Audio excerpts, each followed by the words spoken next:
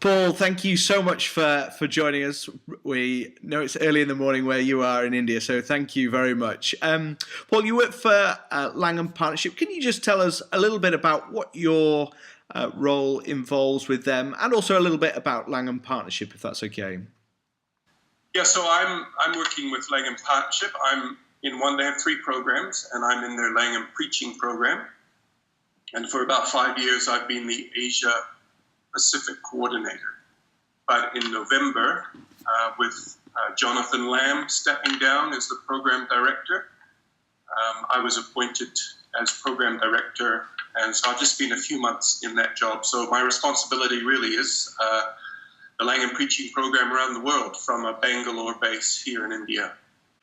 Great, excellent. Oh, well, thank you again for joining us. Let me ask you a few questions, if I may. We're just delighted that you've joined us and excited for your input really in our day here. In terms of preaching, and particularly preaching the gospel, how, Paul, do you go about preparing yourself as a preacher for this task of preaching and proclaiming the gospel? How do you as a preacher prepare? Well, as you might expect with being in Langham, I do start with a little statement of John Stott's that I think is very important, and that is where he says that the secret of preaching is not so much mastering certain techniques, but being mastered by certain convictions. And so I think particularly in today's world, where there's a lot of critique of preaching from within the church, I think it starts with having a strong theology of preaching, believing the right beliefs, thinking the right thoughts. And I think that goes right across the theological spectrum. But I think the 2 areas where it emerges most strongly would be in the relationship between spirit and word. I think there's a tendency to kind of drive a wedge sometimes between those 2. And I love what someone said about how you can't drive a wedge between those 2 any more than you can separate breath from speech. So there's a real sense in which spirit and word stay together. And the other thing I think that happens is the separation of Jesus and word. There's a sense in which I think people can pull those apart, and I think that's also damaging. So on a whole range of things, the church, the spirit, Christ, there's a need to have a good theology, and I think that's the place to start. Then in addition to that, I think there's an affective quality, and I think some of the ancients were really good at this, Jonathan Edwards and others, that there needs to be a preparation of the affective side of us, the emotions, the feelings, the attitudes. And on this front, it's the Richard Baxter statement that I've used for years about as dying man to dying men, that we need to preach with such an urgency and have an intensity about us where we imagine that this might be my last sermon, or it might be someone in the congregation's last sermon. Now, how am I going to preach? And I just find over the years that creates the right kind of intensity in my preparation. Now, I think the third element is character, issues like humility and integrity. I'm in the middle of a class here at Bangalore, and I've given the students an assignment where they take Aristotle's 3 keys of persuasive speech: logos, ethos, and pathos. The word, the character, the passion, and the manner. And I've asked them to go to the pastoral epistles and build a case for those 3 and their importance in the words that Paul gives to Timothy. And their work's been great. And I actually think there's something in that the preparation has to involve each of those 3 dimensions in terms of convictions and clarity with the word, the logos, a real ethical, holy, humble, integrative kind of life, and then I think the passion and the manner, these things are really, really important as well. And I think as we bathe everything in prayer and walk with the Spirit, I think those things come alive. So yeah, that would be how I would answer that question. And Paul, when it comes to the kind of nitty-gritty preparation. You're in your study, you know, say come Sunday or next Saturday, you're going to be preaching a gospel talk, a gospel sermon. Can you talk us through your sort of study preparation, both, I guess, on a level of grappling with the word, but also what you've mentioned there about preparing your emotions, and I guess tying in your answer to that first question of then saying, okay, well, you're in your study. How do you do these things? How do you get down and get ready to preach the word? Well, in my view, it begins with really having a lingering time where you are alone with the text and allowed with God. Those would be the two things that I would emphasize, so that there's at least a morning, 3-4 hours where it's just you, the passage, and the Spirit. And the focus that I think is important is to help people to observe fully what is in the passage first, to really know what to look for. The illustration might be here in India of a train, moving towards the Himalayas, and the closer and closer you get, the more and more detail you see. Or in New Zealand, crossing from one island to the next on a ferry, the closer you get, the more you see. And I think this is the bit that gets fast forwarded, and I think it's very damaging.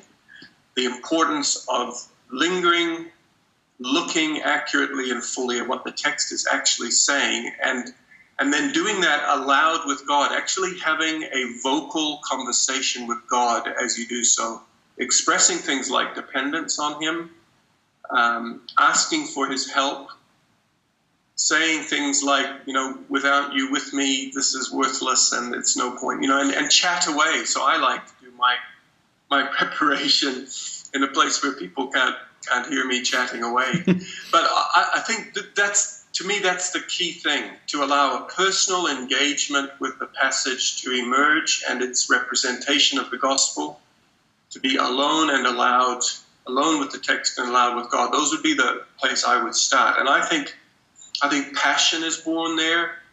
I think the whole affective element takes root when you give that time, and not rush off to commentaries. I think I love commentaries. I'm just a big fan of them, but later rather than earlier. And the other thing I think that people must avoid is listening to other people's sermons too early on in the process, because if you do that, it's very, very difficult to think your own thoughts and to develop your own journey. So once that's in place, the model that I've developed is something I just simply call the 4 corners, where I imagine 4 suitcases in 4 corners of a room, and the journey to the sermon is from one corner to the next, and in each corner there's a tightly packed suitcase, and I've got to unpack it. And so the first corner is the corner of the text, observing, exegeting, designing, structuring, all that kind of thing. And then over to the corner of the listener, and I think about my congregation, my audience. I think about intros and conclusions, about illustrations and applications. There's actually an excellent book I've just finished reading out of Good Book Company, Tim Hawkins' Messages That Move. I think it's the best thing I've seen on the listener's corner, and the importance of having rapport and thinking about how you're going to exegete your listeners, how you're going to unpack them as you bring the word to them.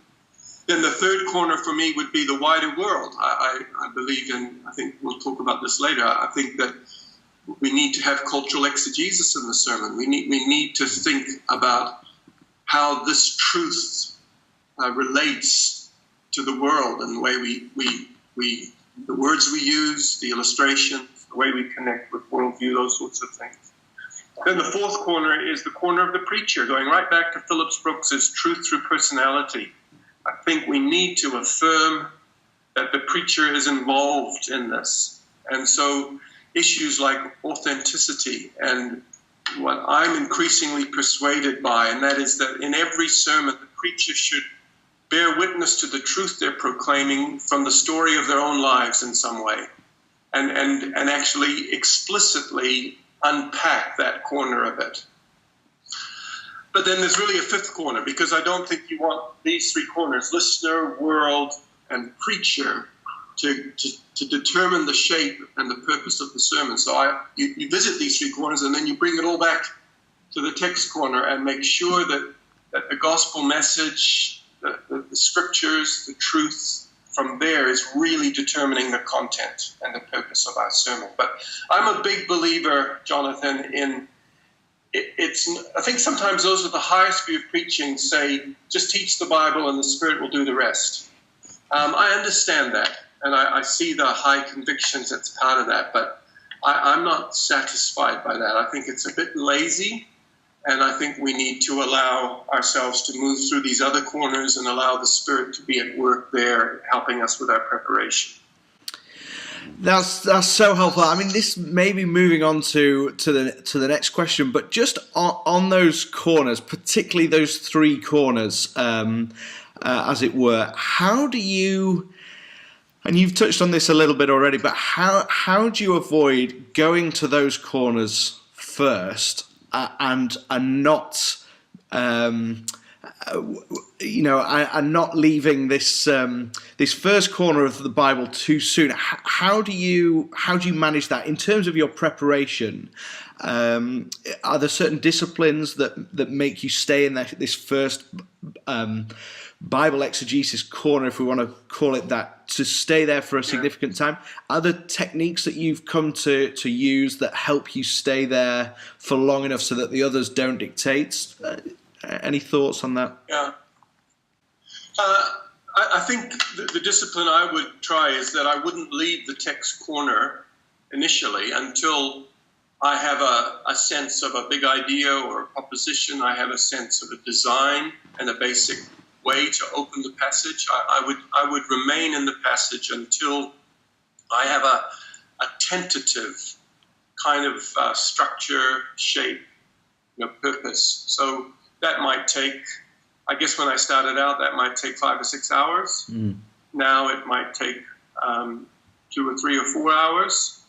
But inevitably, you're starting to think about these other things. But I wouldn't want to go there in any intentional way until I have a real sense of what this passage is saying, because what it says is what my sermon needs to say. And once I've got that, if it's about light, then I can go to light in that corner, and that corner, and that corner, and begin to unpack what that might mean. But yeah, I want to get right through to a kind of a tentative sense of what the passage is saying and what my sermon will say in terms of its content first. Yeah.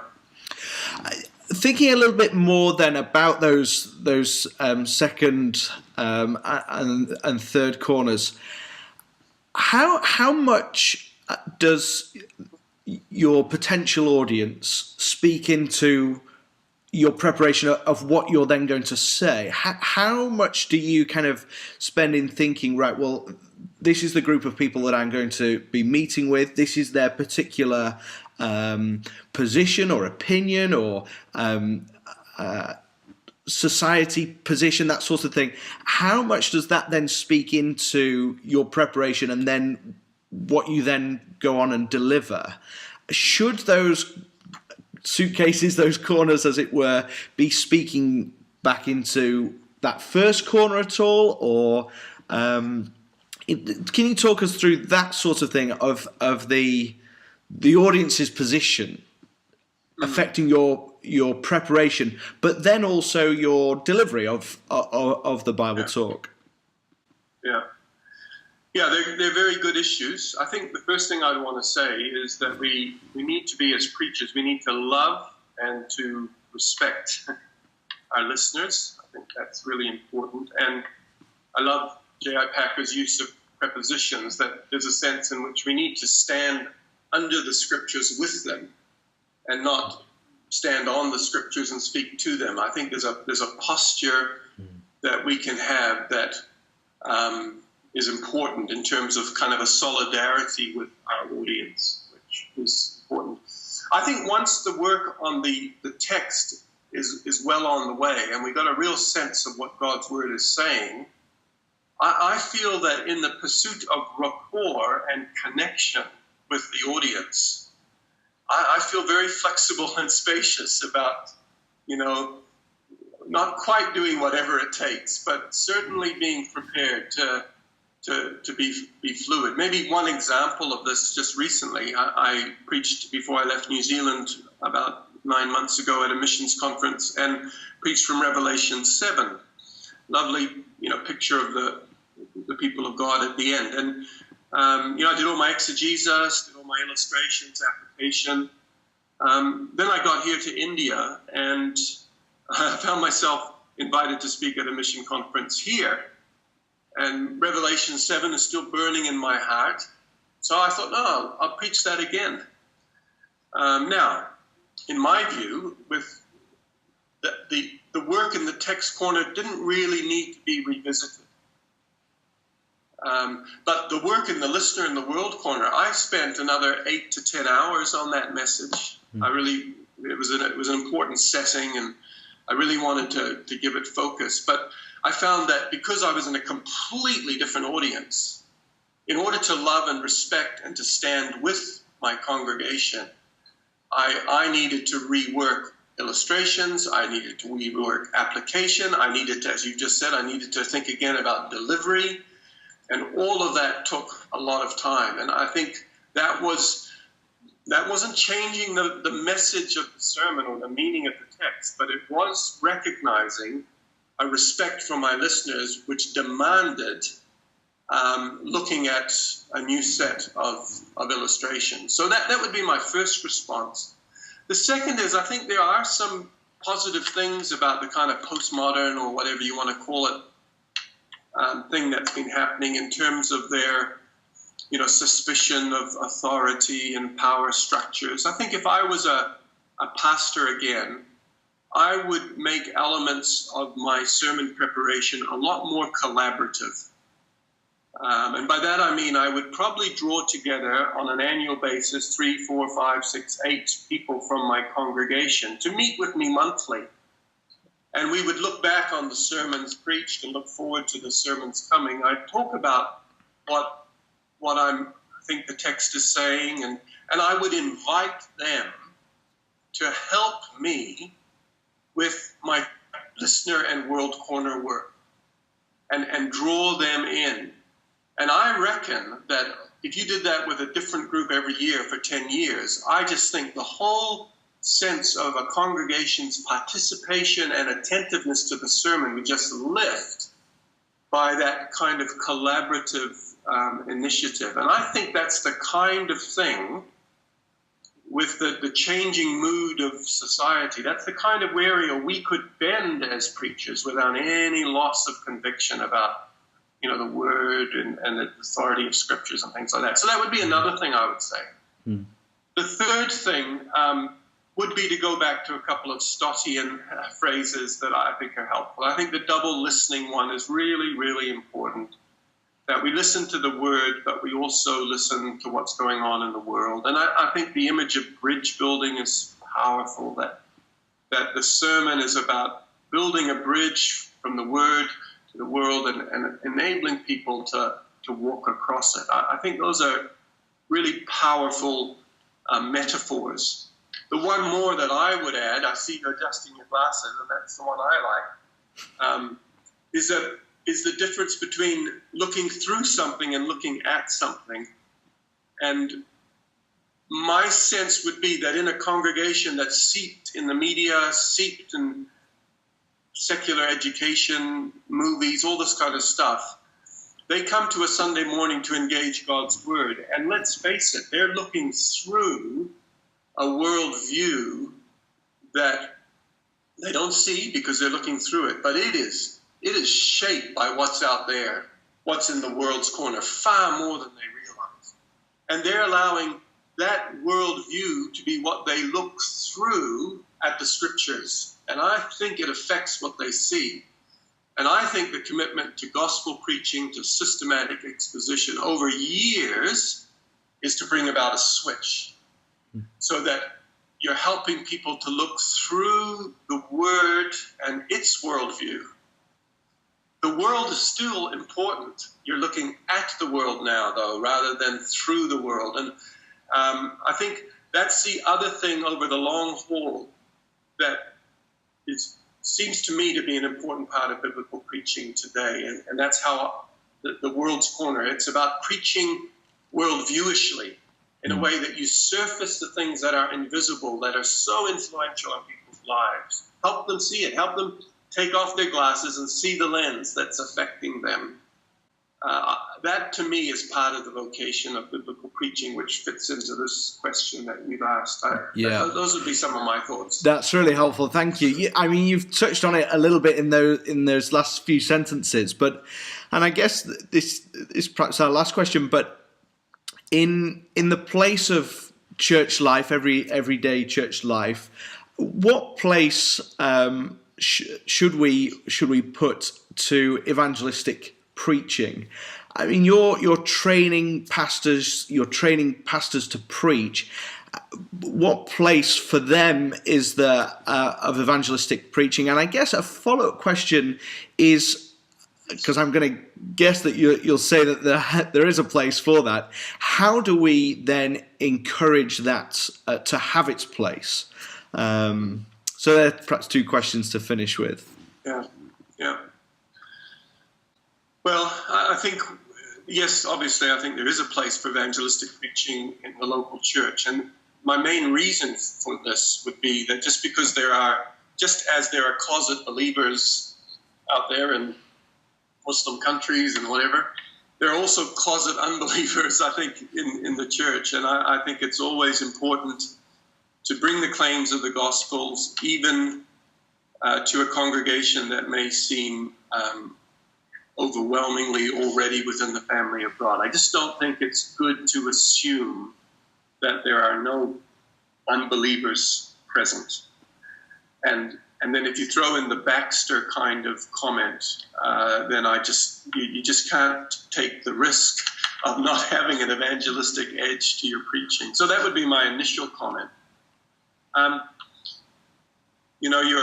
If I'm allowed to jump across to your brother Ben, who I'm very fond of, and he just moved into a part-time pastoral role, and we've had a number of emails back and forth. See, the thing I like about this move for Ben is that I think by instinct and nature, he's set up to be one of the things that I believe the church really needs, and that is a pastor evangelist.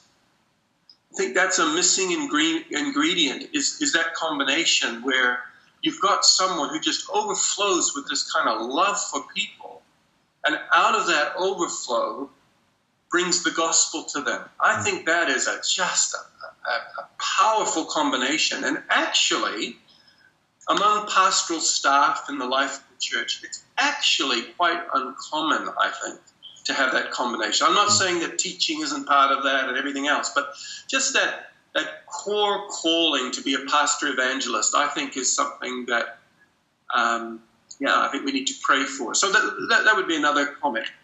The other thing, in terms of within the church, speaking of evangelistic preaching, in terms of the kind of preaching that is aiming at conversion or aiming at a presentation of the gospel claims within the sermon. So maybe a more, dare I say, kind of a narrower view of evangelistic preaching. Then I think one of the challenges for young preachers starting out is to find not the good advice in the passage, but the good news in the passage. So, for example, last week I had a student preach about faith and the faith of the Father and the faith of the disciples, blah, blah, blah, and missed completely the fact that in this story, Jesus cast out an evil spirit and presented the power of the gospel of the kingdom, and that transformed the whole story, and they completely missed it. And I think that's not uncommon to get lost in the good advice and miss the good news. And I think if we keep the pressure on ourselves to be evangelistic preachers, I think that is unlikely to happen. And I think to be able to think carefully and fully about how to find pathways to Christ from various places in the scriptures, I think that's another thing. So an early critique of my sermons from the Old Testament, they were synagogue sermons. Okay. And it really irritated me for a while. When you say synagogue sermons, explain what you mean. Well, it's just that I would preach from the Old Testament very diligently and carefully, but not get to Christ. They're the kind of sermons that could have been heard in a synagogue. And I hated that critique early on, but it was an accurate critique. And one of the things that I just find so much fun in preaching from the Old Testament is to look for ways to get from Exodus to Jesus in John's Gospel, and to get to the end of Nehemiah and just feel, oh no, they failed again. There's got to be a different way of doing this thing with God. And there must be a new kind of covenant that's possible. And away you go. Or get to the end of Amos, which is just the most, it's heavy, but to realize that right at the end of Amos, there's the words that James uses to resolve the tension in the Jerusalem Council. And Amos 9 is my favorite mission passage at the moment. So I think, there's so much that can be done in that area, and that's what I would include in evangelistic preaching. But there's another response I want to make, and I'm not just playing with words here. I think we need to have along with preaching in a way that aims at conversion, I think we also need to make our understanding of what evangelistic preaching is to be more spacious, possibly. So I just have 3 very quick comments. One is, I think we need to recognize that evangelistic preaching includes sowing and not just reaping. If we aim to reap, but I think we must recognize that part of gospel preaching is the sowing task. And I think a lot more people will embrace it more fully if they're freed to do that a bit more. The second comment I would make to keep it from being reduced is just a simple John Stott, Billy Graham kind of thing. John Stott was a teacher. Billy Graham was an evangelist, so we're told. But I think it's more nuanced than that. And I think something of this needs to enter church life. John Stott was a teacher, but he was an evangelizing teacher. And Billy Graham was an evangelist, but he was a teaching evangelist. And I think in the understanding of these biblical words to do with preaching, there is a tendency to see them as mutually exclusive in their meaning. So they're always different. And I just think that the biblical record does not sustain that. And I think we need to allow there to be a lot more overlap in our understanding. And so that would be one more comment. And then the final comment would be, what is the gospel? And what is the gospel that we're trying to preach? And I think the total biblical story is the gospel. So good, bad, new, perfect is how I would describe it most simply. That is, all of that is the gospel. Now, I grew up in a wonderful Christian home. But if you were to press me, I grew up with an understanding of the gospel as the bad and the new. I'm a sinner, and I need the salvation that is offered in Christ. Now, I think that's true. I don't want to be caught saying that's not true. But to me, it is a reduced gospel, because I think we need to start with the good, and we need to conclude with the perfect. And that would be another way, I think, that evangelistic preaching can be reduced. Reaping, not sowing, maybe just the Billy Graham kind of thing and not the John Stott kind of thing. And then this, where we narrow it a little bit more than I think the biblical witness would sustain. And I think if you can embrace that larger, then I think that's even something more special for the local church to be committed to. So yeah, that's a bit long-winded, but no, that's so helpful, Paul. Our time has gone, but just very quickly, will you take us through these four points: the good, the bad, the new, the perfect? Just take us through those four, would you? Okay, so the good would pick up basically the Genesis 1 and 2 kind of material. That when God, out of His grace, chose to create the world by His word. Everything was good. And I think that's where things start. That's the template. And then sin and evil, I would want to, and living where I work, I want to add evil, not just sin to it. It enters the world, and everything that is good becomes stained and affected. And so Genesis 3 to 11 is this deep explanation of how bad the bad became.